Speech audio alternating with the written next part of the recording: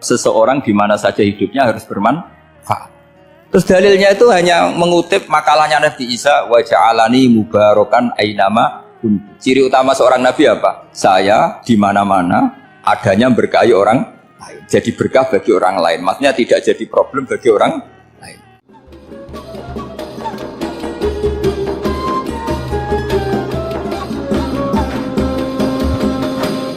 Ada sekian problem dalam memahami Quran, terutama kalau lewat terjemah. Problem itu bisa gawat betul, bukan gawat-gawatan tapi gawat betul. Misalnya ada ayat begini dan terjemahnya pasti begini. Fa'ainama tuwallu fasamma wajhullah. Kamu menghadap mana saja, di arah manapun, di sana ada ridhonya. Itu kalau hanya pakai terjemah, tentu menjadikan kita sholat bisa menghadap ke timur, ke barat, ke utara, dan ke apa? Selatan. Saya cerita sedikit tentang asbabun nuzul. Memang tema sekarang tentang asbabun nuzul. Dulu Rasulullah SAW ketika di Mekah itu sholat menghadap Ka'bah. Tapi setelah pindah di Madinah, di mana Madinah itu ada komunitas Yahudi dan Nasrani, Rasulullah itu menghadap ke Baitul Maqdis. Kira-kira 16 bulan, 16 sampai 17 bulan. Semua riwayat itu kisarannya hanya 16 sampai berapa? 17 bulan. Sehingga orang Yahudi itu bilang begini, Muhammad ini baiklah, meskipun dia membawa agama baru, tapi kiblatnya masih ikut kita, masih baik kan. Setelah 16 bulan, Nabi diperintahkan Allah untuk menghadap ke Ka'bah. Fawal liwajhaka syatrul masjidil haram. Maka orang Yahudi itu berontak. Berontaknya adalah kiblat mereka ditinggalkan. Cara berpikir orang Yahudi itu kiblat mereka ditinggal.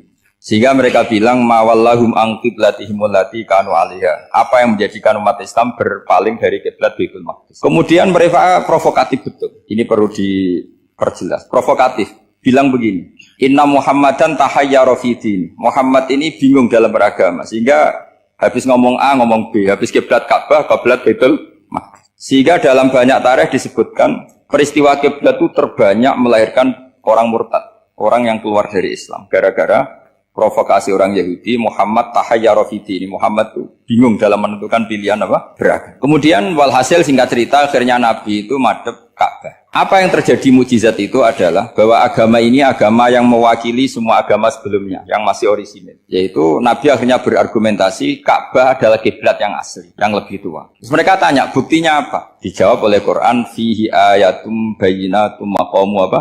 Ibrahim. Ka'bah bukti tertua adalah di situ ada makam Ibrahim. Makam itu jejak kaki. Ya kalau bahasa Indonesia makam itu kuburan. Kalau dalam bahasa Arab makam itu jejak apa? Jejak kaki. Sehingga diketahui oleh sejarah dibuktikan di situ ada jejak kaki siapa? Nabi Ibrahim. Sementara nisbatnya Baitul Maqdis itu adalah kepada Nabi Musa dan Nabi Harun. Yang ini adalah turunan dari Nabi siapa? Ibrahim. Hikmahnya apa? Begini, sebagai bukti bahwa Baitul Maqdis pernah menjadi poros Islam atau poros Tauhid, maka Nabi Muhammad pernah disuruh menghadap ke Baitul Maqdis. Buat inget-ingetan kalau ini pernah menjadi poros apa? Tahu? Tapi tetap tua-tuaan masih tua apa? Nah, kenapa tua Ka'bah tadi? Karena Ibrahim adalah Abul Anbiya, bapak dari para.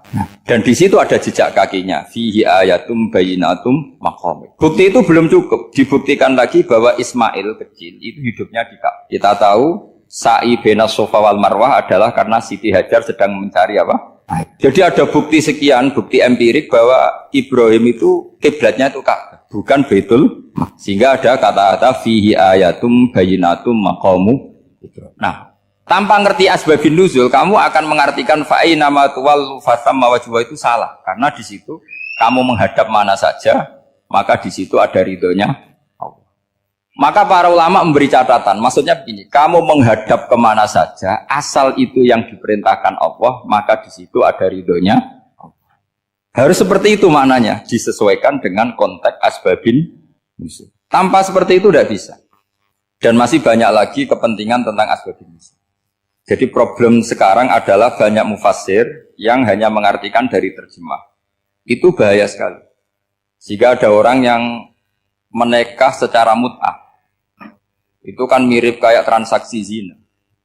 Mereka berdalil famastamta'tum bihi minhunna fa'atuhunna ujurahun. Perempuan yang sudah kamu nikmati, yang penting kamu bayar. Terjemahnya seperti itu. Karena ujur itu jamaknya ujroh. Itu fatal sekali. Padahal ayat itu begini, settingannya begini, setting siakul kalamnya atau asbabun nuzulnya begini. Ini sekaligus, memang saya sengaja ngaji dengan tema yang berat, bentuk penghormatan pada yang ngaji. Kalau temanya ringan kan kayak TPQ. Begini asbabun nuzulnya begini. Wal muhsanatu minan nisa yang awal juz 5 itu ya kita santai aja. Yang awal juz 5 itu sebetulnya maktuf diatafkan pada ayat hurrimat alaikum ummahatukum wa banatukum wa akhwatukum wa ammatukum wa kholatukum wa banatul akhi wa banatul ukhti. Jadi perempuan yang haram dinikah itu ada 7. Yang faktor nasab yaitu siapa? Ibu, putri, saudara putri, bulik dari bapak, amah itu bulik dari bapak, kholah itu bulik dari ibu, keponakan dari saudara lelaki, keponakan dari saudara perempuan. Ini disebut haram karena nasab gen. Kalau orang Jawa bilang hanya 4 karena ngitungnya bulik baik dari bapak maupun ibu. Kalau orang Jawa bilang kan bulik terus keponakan dihitung 1. Padahal ada keponakan dari saudara lelaki, ada keponakan dari saudara apa? Perempuan. Wa banatul akhi wa banatul ukhti. Terus kedua haram karena rodok. Kita tahu dalam hukum Islam rodok adalah sama dengan nasab. Jadi ibu yang pernah menyusui kamu berarti jadi ibu kamu. Dan saudara sepenyusuan berarti menjadi saudara kamu. Ini disebut wa ummahatukumul lati arda'nakum wa akhwatukum minar rodok. Terus ketiga haram karena musoharoh, karena besanan. Jadi pagi ini misalnya saya nikah dengan Sri, bilang qabil tu nikaha wa taswijaha bil marhum madkur. Setelah nikah dengan Sri ini otomatis ibunya dia menjadi mertua. Otomatis haram saya apa? Nikah. Ini namanya haram karena musoharoh. Atau kamu punya anak Zaid. Zaid pagi ini akad dengan Sri. Berarti Sri adalah menantu Anda. Otomatis haram bagi Anda. Itu namanya haram karena musoharoh, karena bisanan. Itu yang disebut waroba apa haram-haram itu kan saat terus itu wa ummahatu nisaikum. Apa ibu dari istri-istri kamu. Memang ini agak jelimet, tapi memang syaratnya mufassir harus biasa jelimet. Jangan hanya nyari partai ayat-ayat untuk kepentingan partai. Wah itu ngeri. Kacau Quran dipakai kampanye. Terus itu berarti sudah 3 kan? Haram karena nasab, karena rodok, haram karena musoh. Terus yang keempat ini haram yang bukan karena sebab pada seorang perempuan, tapi karena istri orang. Ini disebut wal muhsanatu minan nisa. Haram menikahi perempuan yang masih milik orang lain. Nah, orang lain yang menikahi ini, istilahnya Allah adalah lelaki yang menikahi perempuan ini adalah lelaki sing muhsinina ghairu musafihin, secara nikah yang sah. Nah, nikah yang sah itu begini dalam hukum fikih Islam. Saya nikah dengan Sri, kalau hanya akad, itu saya wajib bayar mahar hanya separuh. Jadi kalau saya janji bayar 1 miliar, berarti wajib bayar berapa? 500 juta. Kalau janjinya 100 juta, hanya bayar 50 juta. Itu yang wajib bil akdi. Nanti wajib sepenuhnya nunggu bil jima. Kalau sudah hubungan intim, baru wajib 100%. Jadi kalau ada di Jawa, nikah dengan seperangkat alat sholat, itu yang atasannya tok, itu wajib karena akad. Nanti bawahnya nunggu setelah hubungan apa? Intim. Nah, ini hukum Quran, bukan hukum saya. Makanya kan wa in talaqtumuhunna min qabli an tamassuhunna, saat terus fanis huma faradtum. Hanya wajib bayar setengah. Nah, perempuan yang sudah diajak hubungan intim itu kata Allah fa'atuhunna ujurahun, maka wajib kamu bayar penuh. Jadi ayat itu tentang perempuan yang sudah dinikah, kita harus bayar berapa? Harus bayar penuh. Ini penting saya utarakan. Nah, problem kita sebagai orang Indonesia, ini juga problem Pak On, problem semua kiai. Mahar di Indonesia itu nggak bisa dibahas di Quran. Karena keterlaluan, kecilnya itu keterlaluan. Saya ini kan kiai, sering ngakatkan tuh sampai bosan, seperangkat alat sholat itu ngawur sekali. Ini mbak-mbak harus nggak mau gitu. Saya provokasi minimal itu ya berapa? 100 juta berapa? Pantasnya berapa? Pantasnya berapa? 10 gram itu berapa nilainya? Kan 1 gram 500.000 baru 5. Ya sudah mendingan itu 10 gram. Quran itu bayangannya gini sambil latihan, yang hafal-hafal biar latihan. Jangan dapat beasiswa karena hafal tapi nggak jelas juntrungannya. Quran tuh bayangannya gini, ini nggak mungkin Quran ini bisa dibaca di Jawa. Wa in aradtum istibdala zawji makana zawji wa ataitum ihdahunna qintaran fala ta'khudhu minhu syai'a. Jika kamu nikah sama seorang perempuan, kemudian kamu cerai, maka mahar yang sudah kamu berikan jangan ambil lagi. Karena mahar di Arab itu mahal, 100 juta, kadang mobil Alphard, kadang GMC. Sehingga setelah menceraikan tuh kebayang menarik. Kok enak, dulu saya memberikan itu kan karena dapat servisnya, sekarang sudah saya cerai, saya tarik. Kalau mahar di Indonesia kan seperangkat alat sholat. Jadi gak kebayang ada kalimat fala ta'khudhu minhu jangan ambil lagi. Kebayang ngambil aja enggak? Apalagi kalau nikahnya sudah 2 tahun kan sudah lusuh, sudah. Tapi kalau di Arab itu kebayang karena mahal. Makanya orang Arab suka nikah orang Indonesia karena murah.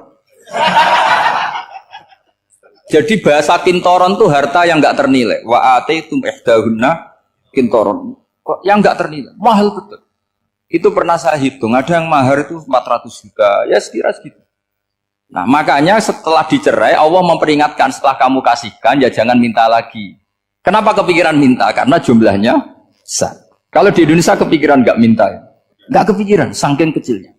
Seperangkat alat sholat, kadang 1 juta. 1 juta itu setelah hubungan intim, sebelumnya yang wajib hanya 500. Itu kan nggak kebayang. Makanya susah ngartikan Quran di Indonesia, kadang susah, karena kadang terlalu. Itu pernah Sayyidina Umar radhiyallahu anhu pernah bilang begini, wahai para perempuan, mahar itu jangan mahal-mahal, kasihan para lelaki. Itu ada perempuan alimah, ya orangnya alim betul. Itu usul langsung gini, ya Amirul Mukminin, laisa dzalika laka ya Amirul Mukminin. Waqad qala ta'ala wa atitum ihdahunna qintaran. Kamu hanya seorang Amirul Mukminin, tidak berhak bikin aturan pembatasan mahar. Allah saja tidak batasi, kenapa kamu batasi? Sehingga dulu yang namanya nikahnya Sulaiman Agung atau Jamaluddin siapa Ratu Agung, kalau hadiah ya sampai tas mahal itu. Ini kan dari bahasa Arab mumtaz mahal. Mumtaz itu istimewa, mahal itu dia punya istri yang sangat dicintai, dikasih hadiah mumtaz mahal. Terus ilat Jawa jadi apa? Tas mahal. Itu sama Mujid Ulil Albab kalah. Itu kalau cerai kan kepikiran minta lagi. Dikasihkan yang baru. Tapi kalau di Indonesia tidak mungkin karena apa tadi? Seperangkat alat sholat. Begitu nyari yang murah lagi. Yang bagus kitanya, bungkusnya yang bagus. Maka nggak mungkin kita maknani Quran tanpa mengenal yang bernama asbabin. Karena makna ayat itu bisa kacau kalau kita tidak tahu asbabin. Yaitu kayak tadi makna fa'ina ma tuwallu fasamma wajhu. Itu maknanya kan kamu menghadap mana saja, boleh saja di sana ada ridhonya Allah. Berarti kan bisa ke timur, ke selatan, ke utara, ke barat. Itu bahaya betul. Sehingga kata ulama harus mengkaji asbabin. Supaya porsi ayat ini sampai semana jauhnya itu kita tahu. Tanpa tahu itu tidak bisa. Begitu juga menyangkut kiblat. Sekarang saya tanya, kemarin kan ramai dulu di Kemenak, kiblat semuanya diukur dengan GPS, terus beberapa masjid dikomentari salah karena diukur pakai apa? GPS. Kalau dalam bahasa falak disebut yaumarosdil kiblat. Memang bisa diilmoni. Tapi pertanyaannya begini, dari awal Allah ngendikan fawalli wajhaka syatral masjidil haram. Kamu yang penting sholat itu menghadap masjid. Masjid itu ya bangunan. Sehingga kata Ibnu Abbas yang diriwayatkan banyak ulama mengatakan Al-Ka'bah kiblatun li ahlil masjid wal masjid kiblatun li ahlil haram wal haram kiblatun li ahlil masyriq wal maghrib. Jadi kalau orang di dalam masjid kiblatnya harus Ka'bah.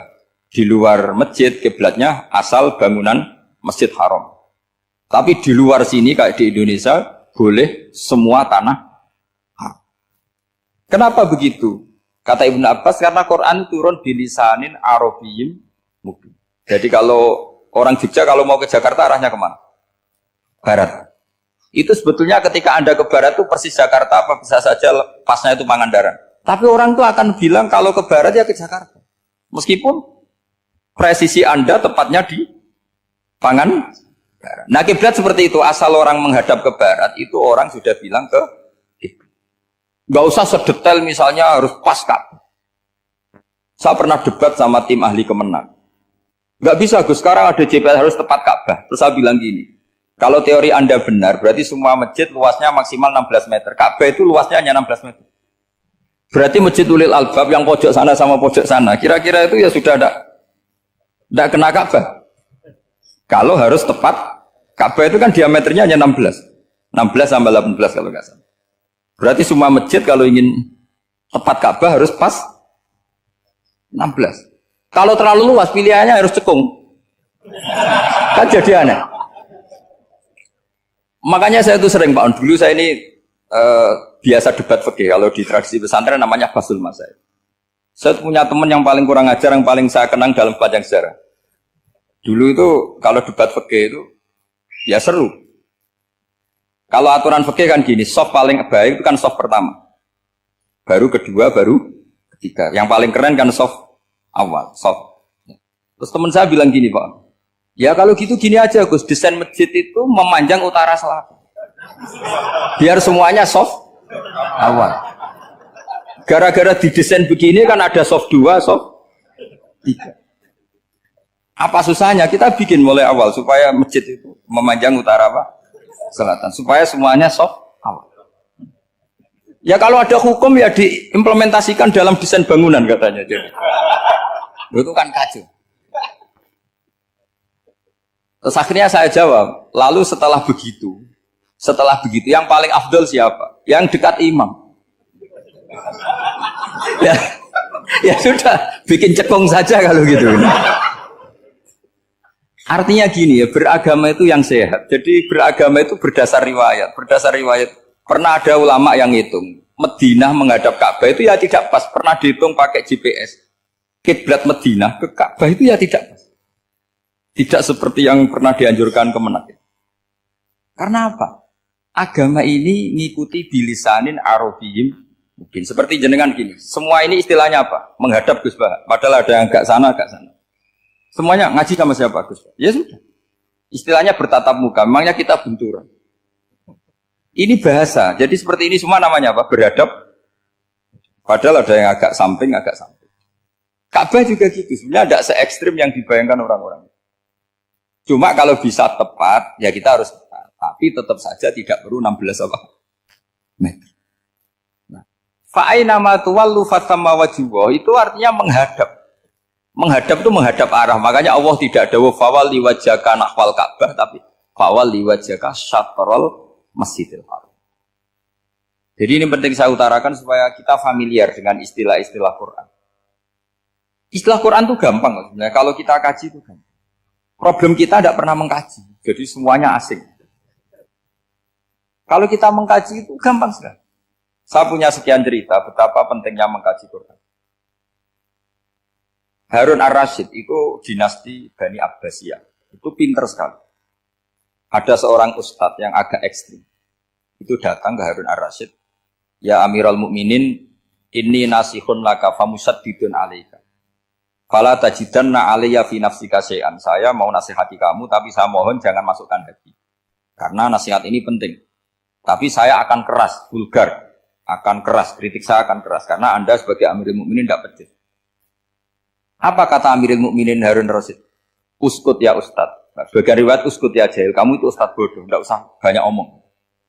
Terus ditanya, kenapa saya bodoh? Terus dibacakan ayat faqula lahu qaulal layyina la'allahu yatadzakkaru aw yakhsha. Inna Allaha ta'ala qad arsala man huwa khairun minka ila man huwa syarrun minni. Wa ma'a dzalika qala ta'ala faqula lahu qaulal layyina. Allah pernah menugaskan seorang yang lebih baik ketimbang kamu, yaitu Musa dan Harun. Musa dan Harun adalah seorang nabi. Kepada orang yang lebih buruk ketimbang saya, yaitu Fir'aun. Itu saja etikanya faqula lahu qaulal lainah. Kamu kalau ngomong yang halus, yang baik, yang berperadaban, kok kamu sama saya mau kasar? Akhirnya ustadznya ternyata pinter kamu, ya pinter aku. Jadi semudah itu. Allah itu menugaskan orang yang lebih baik ketimbang kamu, yaitu Nabi Musa. Kepada orang yang lebih buruk ketimbang saya, yaitu Fir'aun. Itu saja ada etikanya. Kok kamu sama saya mau tambah etika? Mau main kasar hanya karena kamu merasa nasihat Anda benar? Jadi gampang sekali memahami Quran.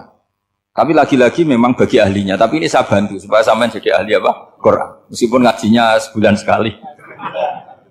Sudah sebulan sekali tidak punya kitabnya. Sudah. Jadi ulama dulu kalau belajar Quran itu gampang sekali. Saya berkali-kali cerita. Yang kitab saya baca di rektorat namanya Syajaratul Ma'arif. Itu kalau cerita bikin judul itu enak sekali. Babuna fil ibad bikulil bilad. Bab seseorang di mana saja hidupnya harus bermanfaat.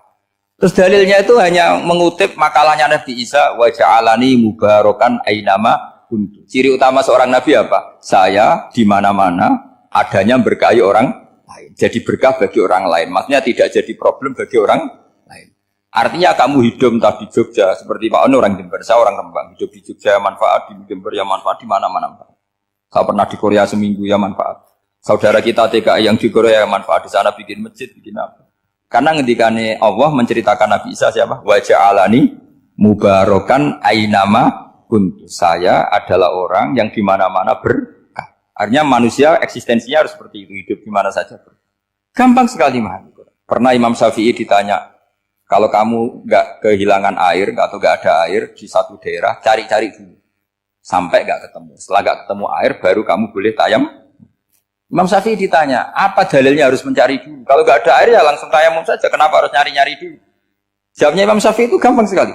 Qala ta'ala falam tajidu ma'an. Kemudian kamu tidak menemukan air. Di mana-mana tidak menemukan setelah mencari. Kalau belum mencari namanya tidak tahu. Kan ayatnya kan falam tajidu ma'an. Kemudian kamu tidak menemukan air. Tidak menemukan tuh nyari dulu apa langsung ambil sikap? Nyari dulu baru kesimpulannya tidak ketemu. Kalau belum pernah nyari namanya tidak tahu. Segampang itu ulama dulu memahami Quran karena konstruksinya utuh. Yaitu mereka tahu betul bahwa Quran itu bilisanin Arabiyim. Ketika Futuhat Syam. Syam dulu itu dikuasai tentara Romawi. Era Sayyidina Umar Futuhat. Yerusalem dikuasai tentara Islam. Itu awal Sayyidina siapa? Umar radhiyallahu anhu. Ketika Futuhat mau ada pesta besar-besaran. Tapi Umar menolak. Ketika menolak, kenapa Anda menolak? Beliau hanya membaca ayat Inna Allaha ta'ala ayyara qauman faqala adhabtum thayyibatikum fi hayatikumud dunya. Allah itu mengkritik satu komunitas kaum yang zaman di dunia menghabiskan semua kenikmatan. Maka kita tidak perlu syukuran besar-besaran. Jangan-jangan jatah kita di akhirat kita habiskan di dunia. Itu adhabtum thayyibatikum fi hayatikumud. Semudah itu. Semudah itu ulama. Rasulullah pernah dahar, pernah makan. Makan karena 3 hari gak makan, cara di Indonesia gak makan nasi, gak makan daging, sudah lama sekali. 3 hari Nabi hanya makan kurma dan air putih. Pernah Nabi gak makan roti sampai 3 hari. Kalau Indonesia mungkin gak makan nasi. Di hari ketiga, ada sahabat yang berbaik hati, Nabi disembelihkan kambing, dipotongkan kambing, Nabi disuruh dahar. Itu baru dahar setengah piring, Nabi berhenti. Ketika ditanya, setengah piring itu kan sudah kuat. Untuk sholat, untuk apa sudah kuat. Ditanya, ya Rasulullah kenapa berhenti? Bukankah engkau tidak makan ini 3 hari? Nabi menjawab, walatus alumna yauma idzin anin naim. Semua nikmat yang saya rasakan nanti ada pertanggungjawabannya. Makanya saya tidak ingin banyak-banyak. Wah itu kalau diterapkan di sini enggak populer. Makanya saya tahu gayanya ngaji Quran itu enggak siap dengan konsep-konsep Quran ini. Jadi segampang itu orang dulu. Nah karena apa ya itu tadi? Mereka tahu asbabun nuzul. Quran itu diturunkan dalam konteks apa? Lafat ini arahnya kayak apa? Mutlak muqayyadnya kayak apa? Muhkam mutasabihnya kayak apa? Nasah mansuhnya kayak apa? Nah sedikit saya cerita ini mungkin contoh terakhir supaya agak lama-lama nanti bingung kalau lama. Yang bingung ya saya. Bingung cara memahamkan. Jadi kalau guru itu kan bingung cara memahamkan. Kalau murid bingung cara memahami. Gak tahu tingkat kebingungannya sama. Kalau guru itu bingung cara memahamkan. Kalau murid bingung cara. Jadi ini pertemuan 2 kelompok bingung. Yang satu bingung cara memahamkan. Yang satu bingung cara. Kalau orang ekstremis bingung cara merusak suasana. Itu gak benar itu. Ada loh. Rasulullah itu nabi. Itu paling pusing yang ngadepi orang-orang yang ekstrim. Karena apa? Cara berpikir itu lompatannya itu gak tertib. Jadi Nabi itu cara berpikir itu kecerdasan nubuah. Sementara orang ekstrim cara berpikir itu kecerdasan nafsu. Bukan kecerdasan manusia. Kalau manusia masih baik nafsu. Misalnya begini, kalau dalam tradisi nubuah itu. Saya dengan Pak Anu berteman lama. Mulai tahun 2000 berapa. Itu kalau Pak Anu bertamu ke saya, harusnya tidak usah tak kasih makan. Karena sudah dekat. Tapi kalau kenalan baru itu dikasih makan, disangoni. Jadi Nabi itu perilakunya agak unik. Akhirnya ada orang yang cara berpikir itu dangkal. Ya Rasulullah ini tidak fair. Yang iman lama tidak diservis, yang iman baru diservis. Cara berpikir Nabi begini, orang Ansor itu kan sering memberi Nabi. Perjuangannya Nabi ditopang orang apa? Ansor. Donatur lah, kira-kira orang Ansor itu donatur. Donatur itu keren. Karena donatur itu artinya al-yadul ulya khairum al-yadis. Sehingga ketika Nabi sudah menguasai negara, menguasai Mekah, Madinah, sudah futuhan, itu orang Ansor tetap gak diservis. Yang diservis Nabi itu orang-orang baru masuk Islam, disebut wal mu'allafati qulubu atau Islam mu'allaf. Ada 1-2 orang yang protes, tentu yang gak pinter. Tukang protes pasti tidak pinter. Wong iskal-iskalnya sendiri, otaknya gak sampai-sampainya sendiri, orang lain disuruh jawab. Makanya di sini tidak ada tanya jawab, nanti iskal-iskal kamu sendiri, bingung-bingung kamu sendiri, saya disuruh jawab. Berarti Gus Pak gak mau ditanya, ya memang gak mau karena tadi jawab sendiri aja, nanti pinter sendiri, kapan-kapan pinter sendiri. Akhirnya tanya begini, cara tanya gini, ya Rasulullah, ini gak fair. Orang sudah Islam lama setelah negara terbuka milik Anda, setelah kita menang, setelah kita menguasai negara, tidak kamu servis. Sementara yang baru Islam kamu, Nabi itu bertanya senyum-senyum, rileks saja. Lama-lama tambah ekstrim pertanyaan. Kata Umar, ya Rasulullah saya beri izin untuk membunuh orang ini. Umar itu pikirannya karena mangkel lo Nabi. Nabi jangan. Kalau kamu bunuh nanti apa kata orang banyak? Inna Muhammad dan yaktulu ashabah. Dikira Muhammad membunuh sahabatnya sendiri. Nabi masih mendengar. Komplainnya masih dengar. Lama-lama Nabi memberi penjelasan. Kamu ini orang Ansor. Kamu biasa memberi saya, memberi dana perjuangan. Memberi itu hebat. Saya tidak ingin menurunkan grade Anda, grade sebagai pemberi, berarti kelasnya elit, sekarang menjadi penerima. Itu tidak bagus. Itu betapa Rasul ini namanya kecerdasan nubuah. Kalau orang biasa memberi, biar memberi saja. Supaya dia tetap heroik, tetap patriotik, tetap keren, karena mentalnya pemberi. Jangan sampai dari mental memberi, kemudian mentalnya peminta. Jadi kalau Pak On jadi tim suksesnya Pak Jokowi, itu ya tidak minta-minta. Kalau dulu kampanye, ya kampanye saja. Biar memberi terus gak pernah minta, meskipun akhirnya ya gelong. Tapi Nabi dulu didik gitu. Jadi orang Ansor itu gak pernah diservis. Padahal jasanya kayak gitu. Supaya kelasnya tetap kelas elit, yaitu pemberi, penanggung jawab. Nabi gak ingin orang Ansor turun grade menjadi penerima. Orang-orang yang cerdas nubuah menerima konsep Nabi seperti itu. Tanya sama Pak On, saya dadani terjemahan UI itu puluhan tahun sama Pak. Itu beliau ke kontrakan saya ke rumah beliau. Tidak pernah berharap apa. Saya sangat tertutup. Bukan apa-apa ya, kalau ingin memberi saja. Kontribusi saya pada Al-Quran. Saya tidak kepikiran mendapat.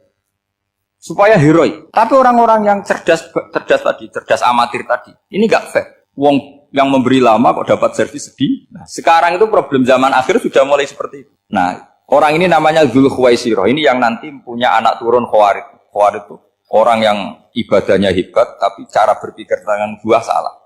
Orang lagi Khawarij itu orang ibadahnya hebat, tapi cara berpikir nubuah salah. Nubuah itu unik. Nubuah itu cara berpikir tadi. Apa ya? Melihat sesuatu yang benar biar benar terus itu. Yaitu tadi, mental memberi itu ya biar memberi terus, tidak usah di-share. Maka ketika Abu Bakar jadi khalifatul Rasulullah, itu ada sistem kepegawaian. Itu gajinya Umar yang sudah Islam lama, gajinya Abu Bakar yang sudah Islam lama. Itu sama Abu Sufyan sama, padahal Islamnya Abu Sufyan baru setelah Fathu Mekah, kira-kira baru setahun. Terus diprotes sama orang-orang, ini Islam lama kok gajinya sama Islam yang baru setahun kok sama. Kata Abu Bakar, fadhailuhum indallah, mereka punya kelebihan Islam lama itu indallah, nanti balasannya biar surga. Kalau di dunia sesuai profesinya. Artinya profesi kalau penjaga kantor ya berapa, kalau dosen berapa, pokoknya ya sudah.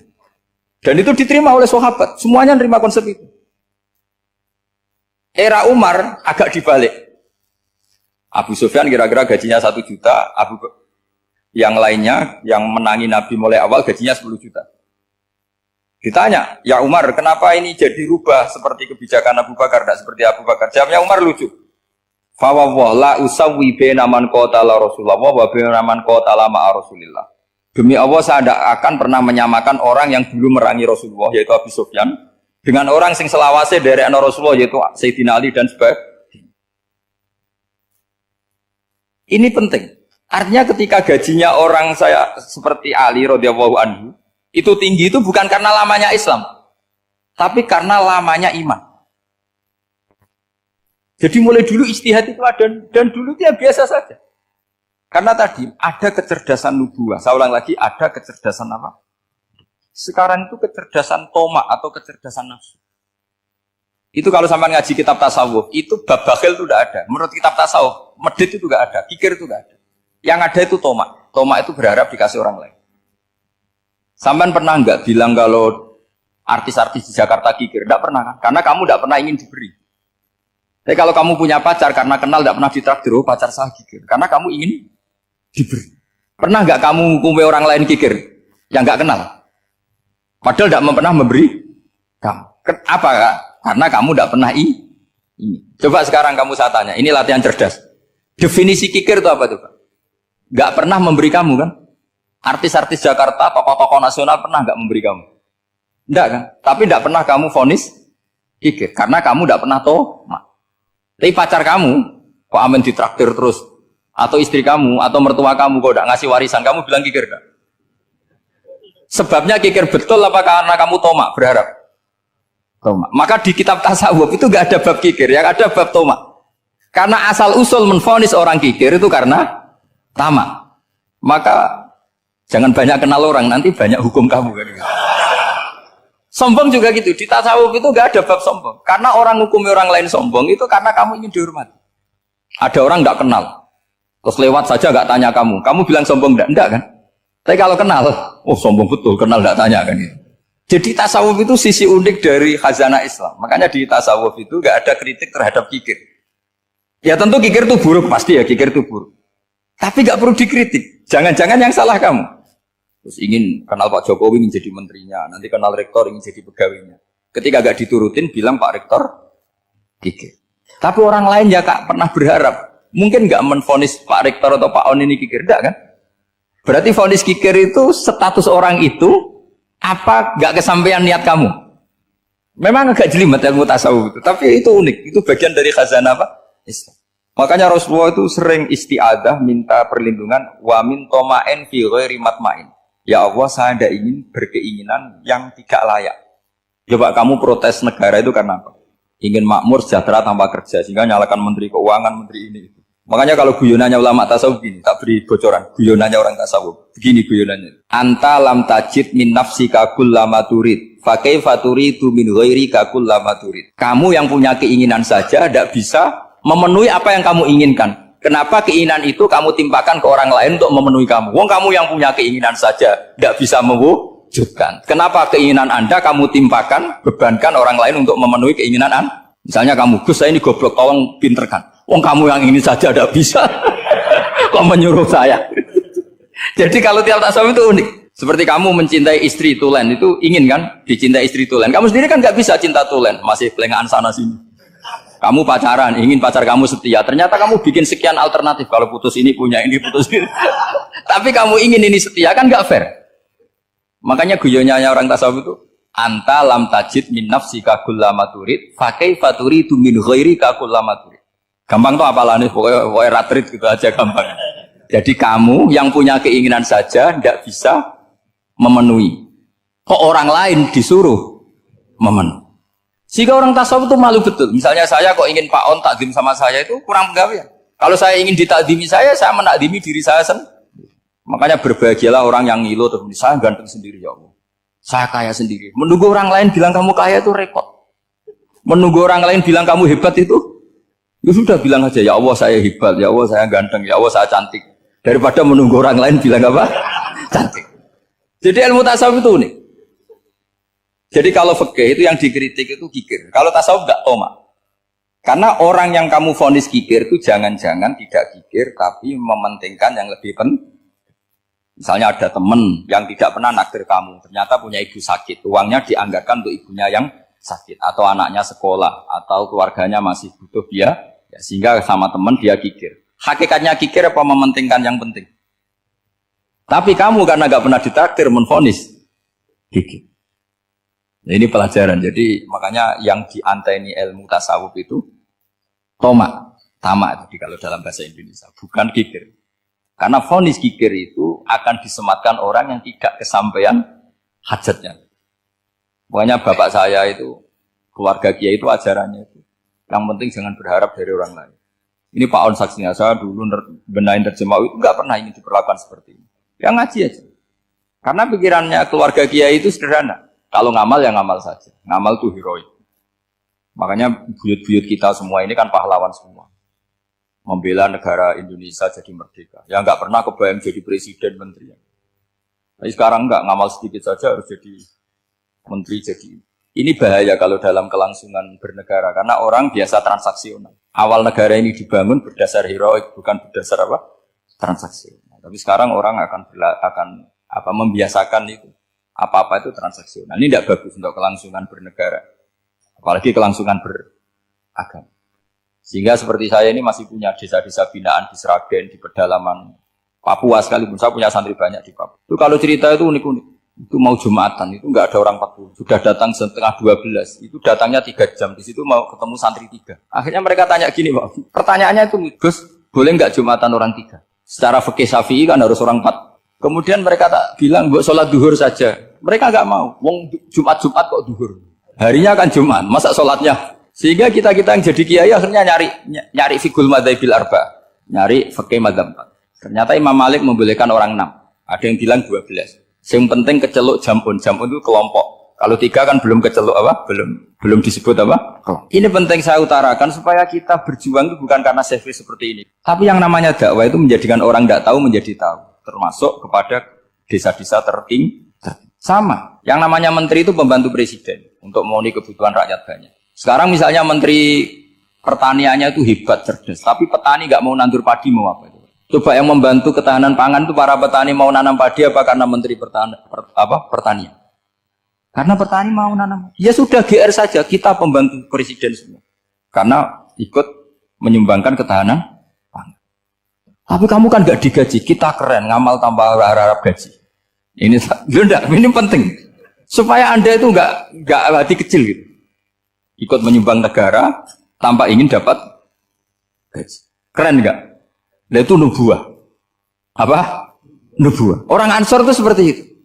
Sehingga ketika Rasulullah wafat dan ada kompetisi kepemimpinan, itu orang Ansor gak ikut. Sudah kita makmum saja, silahkan dibagi di. Saking baiknya orang Ansor. Nah, makanya saya ulang lagi ya. Kecerdasan nubuah ini yang gak difahami orang Khawarij. Orang Khawarij cara berpikir, yang kerja banyak harus dapat banyak. Sementara kecerdasan nubuah enggak, yang biasa memberi terus memberi saja. Ini saya baca supaya dapat berkahnya ulama-ulama dulu, karena ini dikarang oleh ulama yang dipakai rujukan seluruh dunia.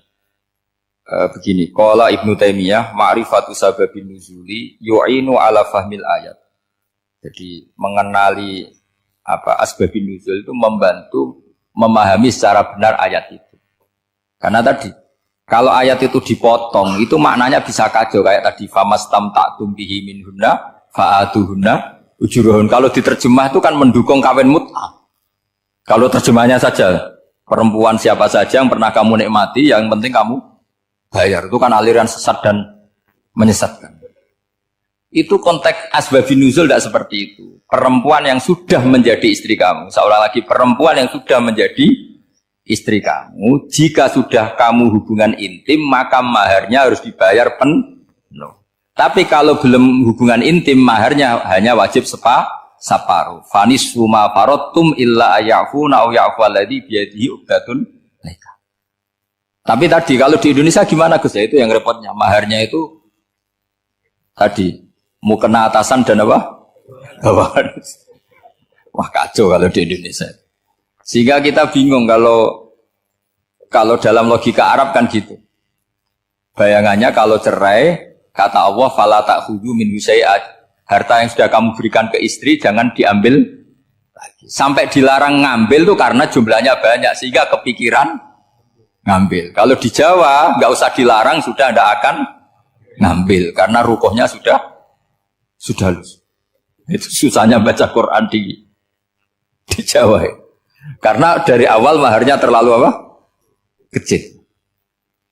Terus beliau Imam Suyuti termasuk di sini menyontohkan yang pasti salah kalau difahami yaitu tadi ayat apa itu fa inama tuwallu fastamana wajib. Jadi beliau terus meringatkan betapa pentingnya mengenali asbabin nuzul. Karena asbabin nuzul itu gampang. Saya ulang lagi, asbabin nuzul itu gampang.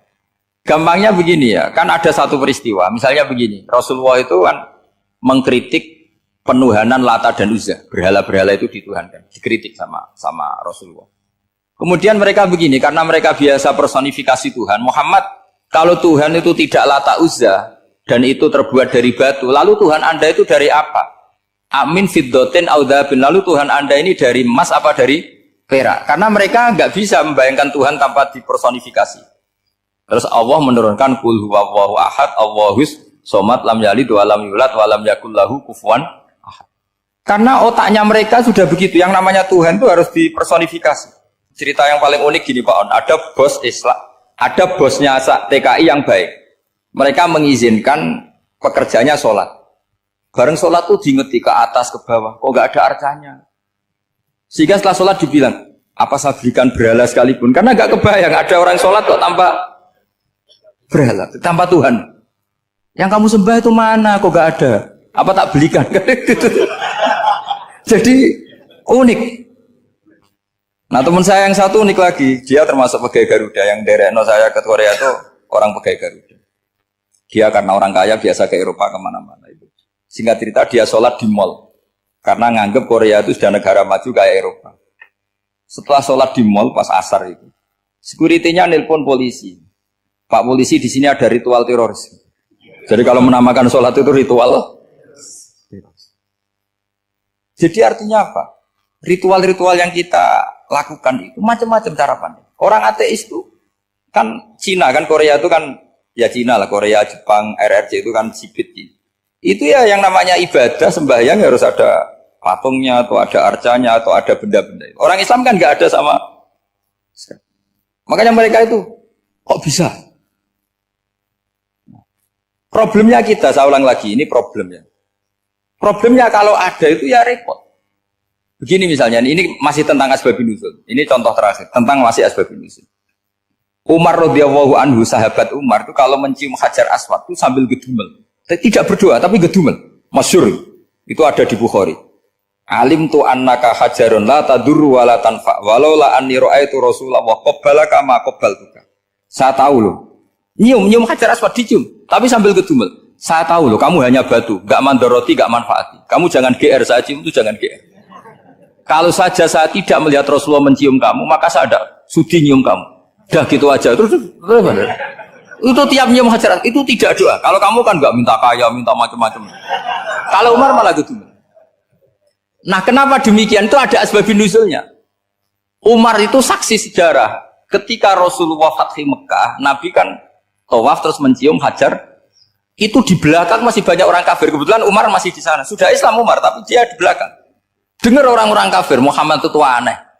Katanya melarang nyembah batu. Ternyata dia nyembah batu. Jadi Nabi nyium Hajar Aswad itu dikira nyembah. Katanya ngelarang nyembah batu, tapi dia kok nyembah batu. Karena Nabi mencium Hajar Aswad. Nah karena untuk menghilangkan stigmasi itu, Umar tiap nyium Hajar Aswad itu ngomong gitu. Kan ada sound system, mungkin jadi sound system. Supaya jelas bahwa penciuman ini bukan karena menyembah. Artinya mudah sekali kenapa Umar ngomong gitu, karena asbabun nuzulnya seperti itu. Coba kalau kamu tidak tahu asbabun nuzul, Umar maksudnya gimana? Gak doa, gak apa kok malah ngomong gitu kan. Tapi kalau kamu tahu asbabun nuzul Umar itu yang mendengar komentar orang sama ketika kita tawaf itu kan 3 pertama kan kita lari-lari kecil. Itu ceritanya juga gitu. Rasulullah itu hidup di Medina, terus diterkenalkan miskin. Medina itu kota wabak, kota penyakit endemik. Dulu Medina, Yasrib itu kota endemik. Sehingga kata orang kafir-kafir Mekah, yaji ulihadal bait kaumun qad wahanat huma Yasrib. Nanti akan datang satu komunitas kaum yang sudah lemas karena kena penyakit TBC dari Yasrib. Nabi dengar itu makanya terus bilang ke para sahabat, tunjukkan kalau kamu kuat dengan cara lari 3 kali. Terus pakai pakaian yang kelihatan maco, yaitu yang dipakai lelaki-lelaki. Bahunya dikelihatan. Nah, setelah Rasulullah wafat, Umar menggantikan beliau setelah Abu Bakar. Umar bilang gini, sebetulnya tawaf seperti ini, yaitu lari pertama 3 putaran pertama lari dan memperlihatkan pundak seakan-akan orang maco itu sudah enggak perlu. Karena alasan itu sudah tidak ada. Tapi ini tinggalan Rasulullah, maka jangan rubah ya tetap seperti ini. Akhirnya meskipun sudah tidak ada alasan tadi menjawab stigma si orang apa kafir, tetap tawaf seperti itu. Jadi memang agama itu unik. Kadang kita harus tahu alasannya, tapi alasan itu kalau menjadi mahatul hukmi, pijakan hukum sah. Misalnya kamu terus bilang gini, ya berarti tawaf sekarang bebas, gak perlu seperti itu. Kan alasan itu sudah ada. Nah di sini pentingnya riwayat. Riwayat itu begini, logikanya sudah nggak ada, tapi kaifiah itu, cara itu masih kita terus. Dan itu memang, saya ulang lagi, harus tahu asbabun nuzul. Saya beri contoh ya misalnya, wa idza darabtum fil ardi falaysa 'alaikum junahun an taqsuru minas shalah. Terus ayat di mana? In khiftum ayyaftinakumul ladzina kafaru. Jika kamu pergi dalam keadaan takut ditangkap orang kafir atau takut diculik orang kafir, maka kamu boleh mengqasar salat. Itu jelas ada ayat in khiftum ayyaftinakumul ladzina kafaru. Jika kamu takut diculik orang kafir.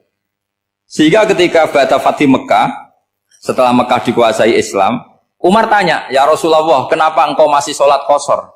Bukankah kita sudah aman? Waqad qala ta'ala in khiftum ayyaftinakumul ladzina kafaru. Allah ngendikan boleh mengqasar itu kalau dalam kondisi takut. Waqad kunna fi amrin, sekarang kita sudah aman. Jawabannya Rasulullah itu unik. Ya Umar, hadihi shadaqatun faqbalu shadaqah. Ini sedekahnya Allah, bonus, sudah terima saja, enggak usah catatan-catatan gitu. Sehingga era Umar ya ada lagi yang tanya Umar begitu. Terus kata Umar, sa'altu dzalika Rasulullah sallallahu alaihi wasallam faqala hadhihi shadaqatu wa faqbalu shadaqah. Sudah ini bonus dari Allah, terima saja. Ini kan unik. Padahal kalau secara disiplin ilmu kan begini. Kamu boleh mengqasar salat kalau dalam bepergian dan dalam keadaan takut. Logika hukumnya kalau tidak takut tidak usah.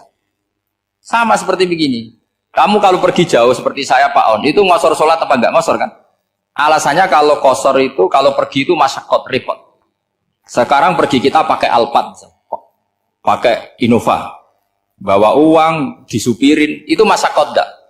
Enggak kan? Tetap boleh jamaah enggak? Boleh. Sebenarnya kamu jamaah itu karena pengetahuan hukum apa karena enak jamaah? Kalau alasannya masyakot, kan sekarang sudah ada, enggak repot. Ya sudah pakai hadis tadi, ini hadiah, terima saja. Jadi makanya agama itu riwayat. Tapi ada saja ulama yang agak balik loh. Agak balik gini, banyak juga ulama misalnya duwe gawe, ibunya sakit terus ribet jamak sholat.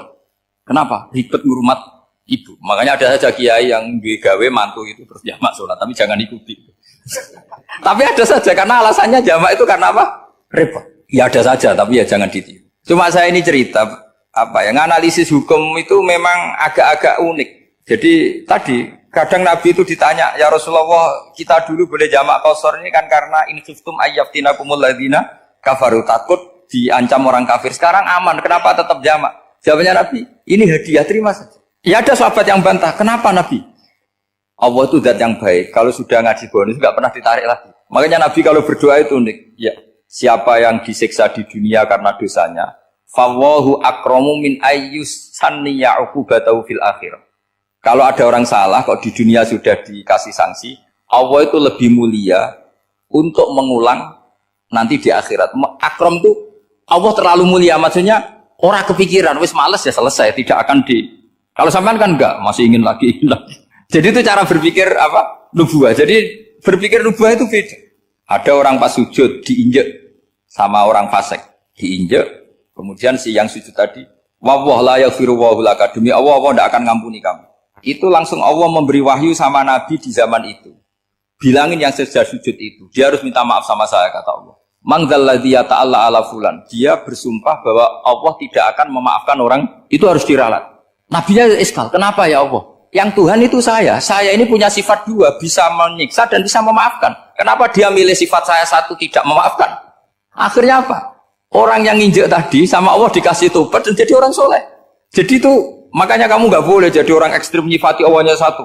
Nggak boleh, Allah tetap bisa yaghfiru liman yasha wa yu'adzibu may yasha. Sifatnya Allah dua ya tetap dua, nggak boleh kamu pilih satu. Misalnya kamu kan biasanya gini, yang ghafur untuk kamu, yang sadidul uqab untuk orang lain. Mesti kelakuannya sama kan begitu. Nggak boleh seperti itu. Rasulullah kayak apa bencinya sama Wahsy? Karena Wahsy itu qatilul Hamzah. Yang membunuh Sayyid Hamzah siapa? Itu bencinya bukan main Rasulullah. Sampai maksud Wahsy.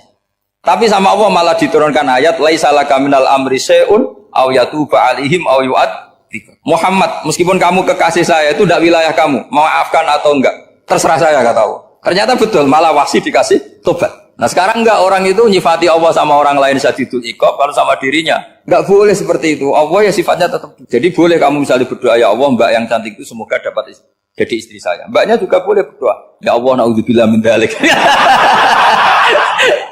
Jadi ini adu kekuatan, nanti terserah, nanti Allah pihak yang mana? Kayaknya pihak yang perempuan. Karena kasihan kan kalau cantik dapat orang apa? Jelek. Saya tuh andaikan boleh fatwa fikih, yang saya haramkan tuh orang jelek dapat orang jelek. Karena kasihan anak-anaknya, tahu-tahu jelek banget. Jadi kan kasihan itu. Jadi dalam Islam itu seperti itu. Jadi apapun benci kita sama musuh kita, Allah bisa saja memperlakukan musuh kita secara baik. Karena Allah itu yaghfir. Tetap kita harus sifati Allah yaghfiru liman yasha wa yu'adzibu. Jangan karena kita benci seseorang seakan-akan Allah sama dia pasti menyek. Itu yang dicontohkan Allah kepada Rasulnya, itu beliau tidak cocok sama Wahsy, malah Wahsy dikasih petunjuk. Makanya terus ada ayat apa laisa laka minal amri syai'un aw yatuba alaihim aw yu'adzib. Muhammad, tidak wilayah kamu saya menentukan mengadab atau mengam. Makanya rata-rata kiai ulama itu halim. Orang halim itu rileks. Layinal janib, tidak gampang menvonis orang lain. Biar Allah tetap dengan sifatnya yaf'alu ma yasha, bahwa Allah bisa melakukan apa saja. Soal kamu benci sama seorang, benci saja atas nama kamu. Jangan nyatut-nyatut Allah. Misalnya kamu cinta seseorang, wah ini yang calon presiden ini harus jadi presiden. Ternyata Allah menghendaki jadi menteri, mau apa? Ya Allah yaf'alu ma yasha, mau apa coba? Yang kiai atau Pak On, DPAI, pantasnya kan Menteri Agama itu Pak On. Tapi kalau Pak yang takdir gitu mau apa? Ya sudah, Allah yafalu. Santai. Itu rileknya ahlul ilmi, ya sudah santai saja. Ini negaranya Allah, ini kerajaan Allah, ini buminya Allah, ya Allah biarin yafalu. Mas, jadi Tuhan Allah kamu yang repot. Jadi Tuhan itu Allah kamu yang repot. Ya Allah biar tetap yafalu mayasa. Allah boleh yaghfiru liman yasha wa yu'adzibu mayasa. Assalamualaikum warahmatullahi wabarakatuh.